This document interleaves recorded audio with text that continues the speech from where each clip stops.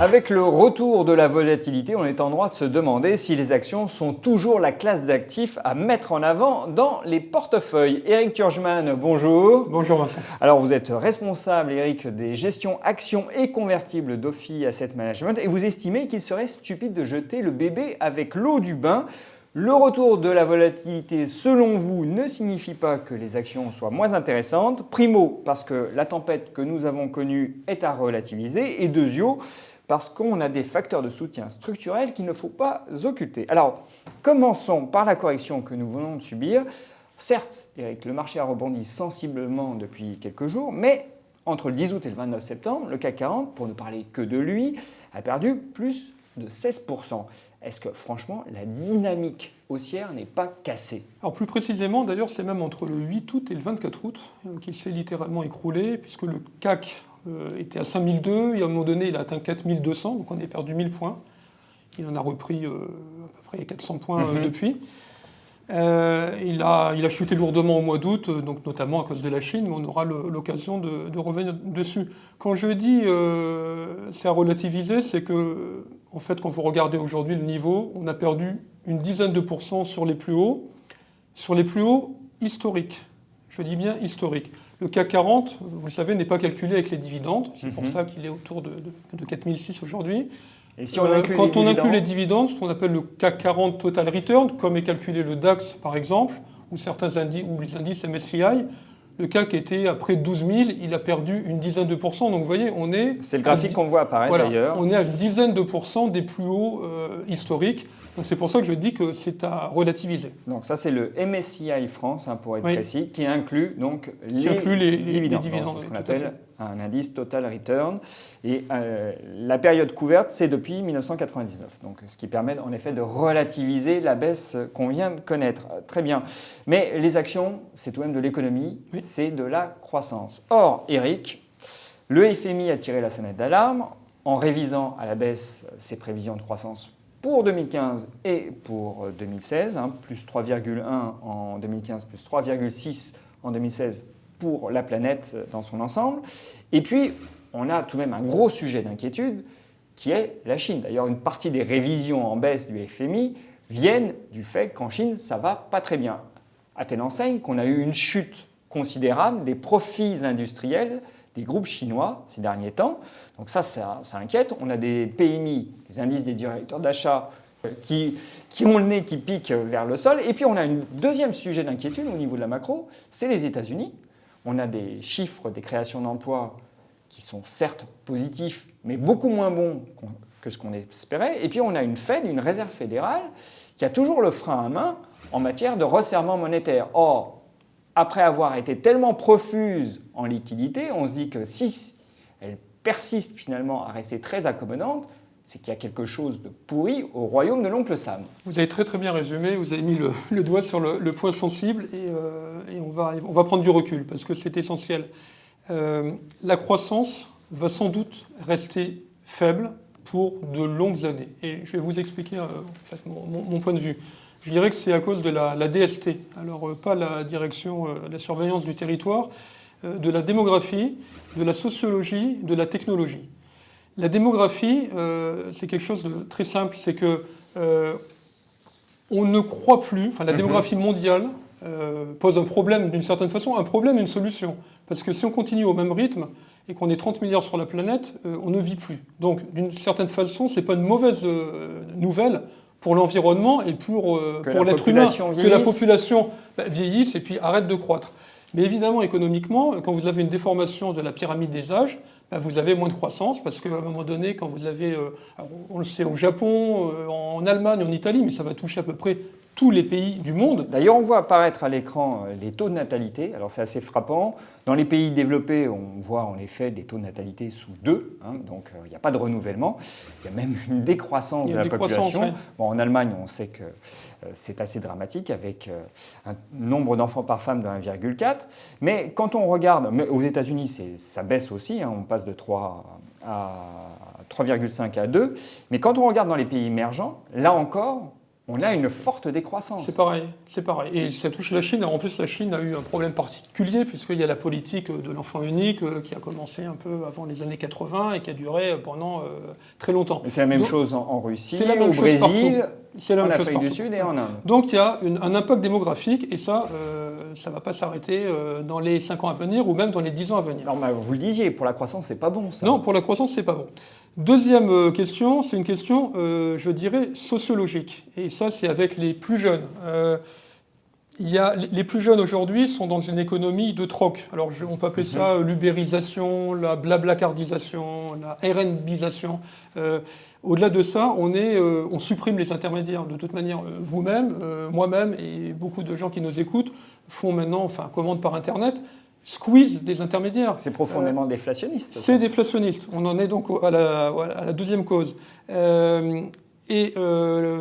troisième raison, elle est technologique, parce qu'on pourra raconter tout ce qu'on veut.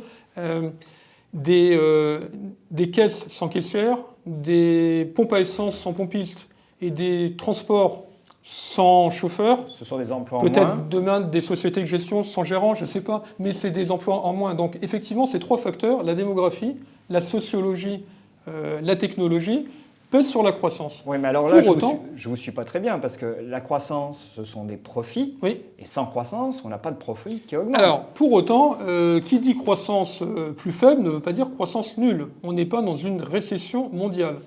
On est juste en train de dire que ce qu'on a connu dans les années 90, 2000 ou même encore avant, des croissances à 5-6%, on ne va plus les connaître. Et on va sans doute tourner autour de 3, 2,8, 2,9. Alors là, le FMI révise, mais c'est normal qu'il révise. On ne fera de toute manière que réviser tout ce qui était des plans sur la comète au-dessus de 3,5 ou 4%. On va se maintenir autour de 2,8, 2,9 parce que c'est un niveau clé. Je vous pose cette question parce que en deçà, on n'aura pas de croissance des bénéfices. Non, en deçà, on a un problème de croissance des bénéfices puisqu'il y a une grande corrélation, en tout cas en Europe, entre les profits des sociétés européennes et la croissance mondiale. Donc, on n'aura pas 4%.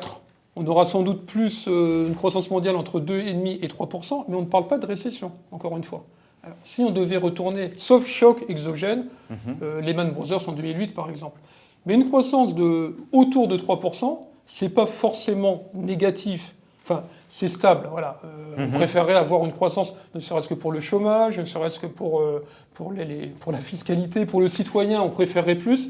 Mais une croissance de 3 permet quand même aux sociétés, notamment européennes, de continuer à faire des profits qui ne vont pas être extraordinaires, mais c'est des profits quand même, avec donc des dividendes. Et le corollaire, mais on va y venir, c'est que les taux vont rester bas pendant très très longtemps. Et que la période que je vous décris pour les 10 ou 20 ou 30 ans à venir, on l'a déjà connue dans le passé. On regarde trop le court terme, mais la fin du 19e siècle, l'après-guerre aux États-Unis, c'était des croissances faibles, il n'y avait pas d'inflation. Donc là, on est étonné parce qu'on se dit les taux sont à 0 ou à moins de 1. Et cet environnement-là est favorable aux actions ? Cet environnement, il est favorable aux actions d'une certaine façon. Enfin, ça semble contre-intuitif. Il est favorable parce qu'à un moment donné, vous avez des liquidités qui sont abondantes et qui vont rester abondantes. Elles vont rester abondantes.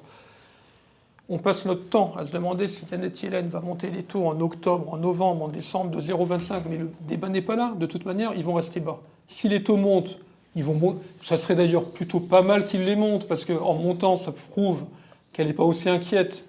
Finalement, la lecture des marchés, c'est les taux ne montent pas, c'est qu'ils savent vraiment, ils se sont rendus compte que ça va vraiment mal. Donc, une bonne fois pour toutes qu'ils les montent, mais ça sera accompagné d'un discours très accommodant, et on va se rendre compte que les taux, peut-être, vont remonter. Remonter de quoi ? Ils passent de 0 à 0+. Donc, ce que vous nous dites, c'est qu'on est condamné à avoir des taux bas. Je pense. Ces prochaines décennies. Je pense qu'on va avoir dans un monde désinflationniste, alors après désinflationniste, déflationniste. Est-ce que ça ne pose pas tout de même une question d'importance pour toute la gestion d'actifs en fait et pour l'allocation des portefeuilles ? C'est que quand on a des taux aussi bas et autant d'argent en circulation, on a une mauvaise allocation de cet argent et donc qu'on a des gens à qui on prête et à qui on ne devrait pas prêter. Et donc des boîtes qui, sur le papier, valent tant, mais qui dans la réalité valent 0. Oui, mais bon, ça après c'est le travail on va dire, oui, mais à un moment donné, on sait que ça se corrige. Oui, ça se corrige, mais aujourd'hui, vous savez, il y a beaucoup de stress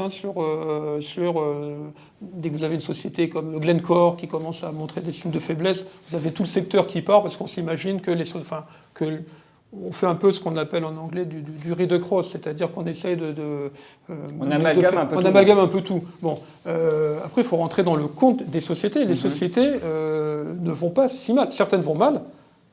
C'est la vie et c'est la mort des sociétés, ça pourra arriver. Mais la grande majorité des sociétés ont restauré leur bilan, sont plutôt saines. Et par rapport à votre question sur l'allocation d'actifs, les liquidités sont abondantes. Elles vont continuer à être abondantes. Il faut les placer et vous aurez le choix entre les placer à 0. En Suisse, ils les ont même placés à moins virgule quelque chose. C'est-à-dire, et puis de l'autre côté, aller sur des actions avec ce qu'on appelle un risque, c'est notamment un risque de volatilité, parce qu'on voit bien que quand des sociétés font plus 40, moins 40 en 3 semaines, il faut avoir un peu le cœur accroché. Oui. Mais c'est des sociétés qui continuent à faire des bénéfices, qui distribuent des dividendes et qui ont des dividendes en moyenne entre 3 et 4%. Donc vous avez d'un côté des sociétés qui distribuent 3 ou 4%, et de l'autre côté de l'obligataire qui distribue 0, 0,05, qui vous prélève un petit peu. Voilà, et qu'on appelle sans risque en considérant que les États sont sans risque. On a vu avec la Grèce que ce n'était pas si sûr. D'ailleurs, pour bien avoir en tête un peu le rapport de rendement entre l'obligataire et les actions, vous nous avez apporté un graphique qui est assez parlant, c'est le rendement du dividende du MSCI Europe, donc ce sont les actions européennes, rapportées aux 10 ans allemands, c'est-à-dire du taux du Bund allemand. Et là, on voit en effet que si on veut gagner un peu d'argent, il faut être sur les actions. Oui, dans ce graphique, ce qui est amusant, je l'ai fait remonter au début des années 80, ou à la mi des années 80. Le rendement était le même à peu près sur le marché action. On était entre 3,5 et 4%. Simplement qu'à l'époque, le Bund, l'OAT, c'était encore pire. L'OAT était à plus de 10. On a connu des années à 10, 12, 14%. Et on comparait le rendement des actions au rendement des obligations. Et à l'époque, d'ailleurs, on nous disait que quand le rendement des actions est égal à la moitié du rendement des obligations, c'est un signal d'achat. Là, il n'est pas égal à la moitié, il est 4 fois ou 5 fois supérieur. Bon. Alors vous allez me dire, oui, mais on n'est pas sûr qu'ils le maintiennent. C'est là-dessus que la croissance mondiale est importante. Si la croissance tombe à 0, clairement, ils ne maintiendront pas les profits. Si la croissance mondiale tourne autour de 3%, plus ou moins 0,1%, il y a à peu près un maintien des profits. Donc, ce que vous êtes en train de nous dire, Eric, c'est que la bonne jauge, c'est la croissance mondiale, et une croissance mondiale qui avoisine les 3%. Si vraiment elle décroche de ces 3% pour tomber à 2 ou en dessous, là, on a des inquiétudes à avoir sur les profits. Bien sûr. Là, je n'aurai pas le même discours. Pour les sociétés européennes, les sociétés américaines sont plus sensibles à la croissance aux États-Unis.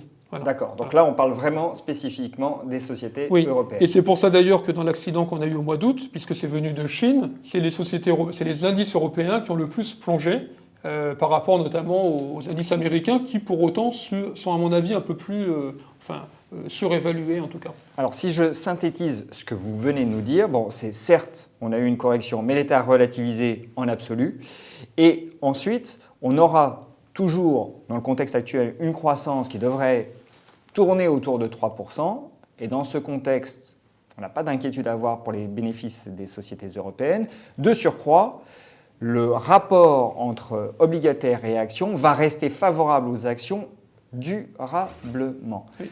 Alors, puisque la clé, c'est vraiment la croissance, ce qui se passe tout de même au niveau des matières premières ne vous alerte pas, parce qu'on sait qu'une bonne partie de la demande, elle vient des émergents, des pétrodollars. Or, cette manne-là, elle est en train de fondre comme neige au soleil. Oui, alors, il y a une correction des matières premières, mais qui est corrélée aussi à l'envolée des matières premières qu'on avait depuis 10 ans. Le prix du pétrole, vous savez, le prix du pétrole, depuis que je suis sur les marchés financiers, je l'ai vu passer de 8 à $150, revenir à 40, remonter à 100. C'est très très dur J'ai des anecdotes là-dessus sur les pseudo-spécialistes des cours du pétrole, mais c'est très compliqué. Après, la Chine, effectivement, la Chine ralentit. Pour les questions démographiques que je vous ai explicitées. 2, parce que c'est le cas de tous les pays dont le PIB par habitant atteint un certain niveau. Et la Chine on appelle ça un pays émergent, mais le PIB par habitant de la Chine a rejoint une moyenne de beaucoup de pays dits développés, industrialisés. C'est un pays qui a surinvesti aussi. Oui, mais il y a un problème de surcapacité, tout simplement. Oui, comme d'autres pays qui se sont industrialisés très très vite. Donc, ils ralentissent, bien sûr. Alors, moi, je suis incapable de vous dire si la croissance de la Chine, c'est 5, 6, 3, 4. On parlait de 7. On voyait bien par les proxys, les fameuses comparaisons avec l'électricité consommée, etc., qu'on n'était plus à 7. Bon, maintenant, tout le monde s'est découvert expert de la Chine, même ceux qui n'ont pas traversé la Méditerranée, et vous donnent des prévisions. Je ne sais pas. Ça ralentit, et c'est normal que ça ralentisse, et à mon avis, c'est planifié. Maintenant, d'ici à dire que la Chine va rentrer en récession, ça, vous on garderait bien de le dire. Et le deuxième point, c'est que les sociétés qu'on rencontre, parce que notre métier de gérant, c'est de rencontrer des sociétés, dans certains cas, nous disent on aimerait bien que ça ralentisse partout comme en Chine pour nos profits. Voilà. Donc, je dis attention aussi à ne pas faire de raccourcis. Donc, la baisse des matières premières, qui est imputable en partie à la réduction de la demande chinoise, parce que et mondiale, pour vous, n'est pas forcément alarmante. Très bien. Bon, alors, puisque vous restez d'avis que les actions sont toujours à mettre en priorité dans les portefeuilles, quel type d'action choisir?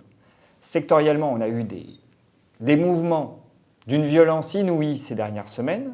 Est-ce qu'on a des opportunités sur certains secteurs qui apparaissent suite à la baisse des cours? C'est une très bonne question. Quand on veut, si on ne veut pas paraître stupide devant un écran de télé ou à la radio, on a envie de dire éviter tout ce qui est lié aux matières premières, éviter tout ce qui est lié à l'automobile depuis le scandale Volkswagen, éviter tout ce qui est lié à la Chine ou aux émergents. Et d'ailleurs, ce que font la majorité des gérants, c'est qu'ils font des filtres quantitatifs, ils essayent de chercher le pourcentage de chiffre d'affaires fait dans les émergents en Chine et ils vendent.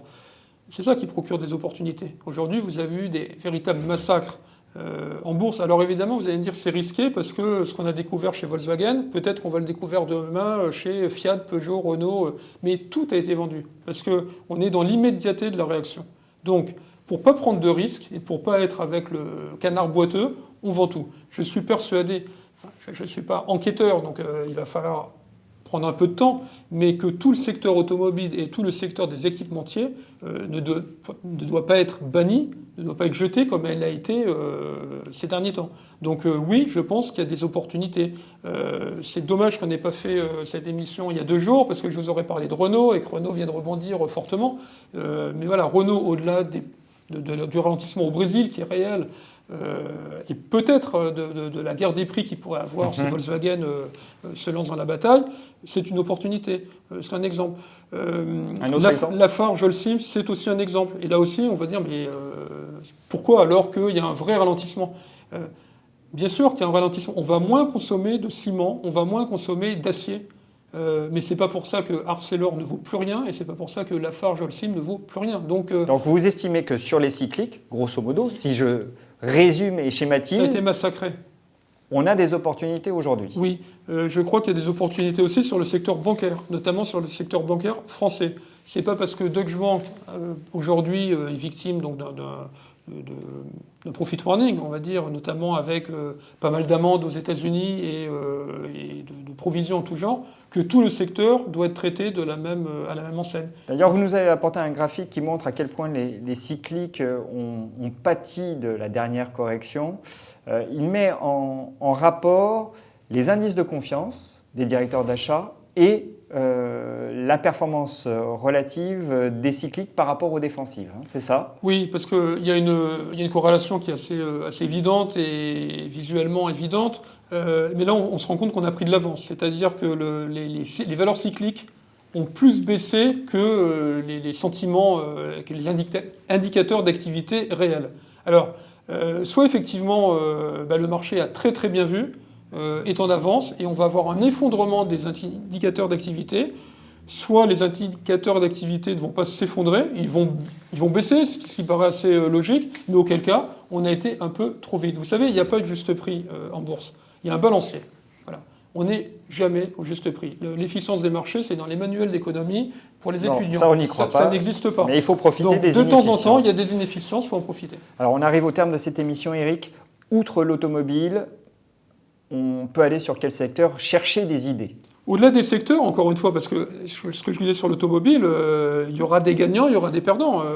Volkswagen semble être je dis bien chercher des idées. Alors chercher des idées, mais vous les avez dans tous les secteurs, et notamment, puisqu'il y a eu ce raccourci de je suis lié à l'émergent, donc je baisse, il faut aller, c'est le travail des analystes et des gérants, aller au fond de chaque secteur et de regarder une valeur qui avait peut-être que 6% de chiffre d'affaires en Chine et qui a perdu 40% de sa valeur uniquement parce qu'elle avait 6% de chiffre d'affaires en Chine et qui est tombée à des cours incroyables. Il faut aller dessus. Il y en a partout. Donc il n'y a pas de secteur. Il ne faut pas uniquement être dans le refuge en se disant je vais sur les valeurs uniquement domestiques, pas sensibles à l'environnement international et qui offrent un gros rendement parce que celles-là, elles ont déjà monté. Donc pour résumer, il faut rester sur les actions. Dans un portefeuille équilibré, je ne dis pas de mettre 100% de portefeuille dans les actions. Mais voilà, encore une fois, l'alternative est difficile à trouver aujourd'hui. Donc combien de pourcents d'actions?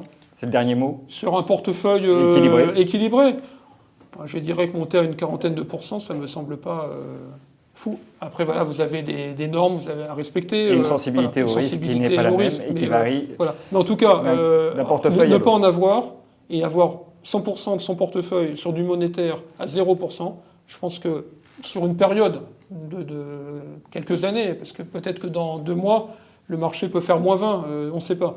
Mais à l'échéance de 3-4 ans, ça serait une folie de ne pas être investi pour une part en action.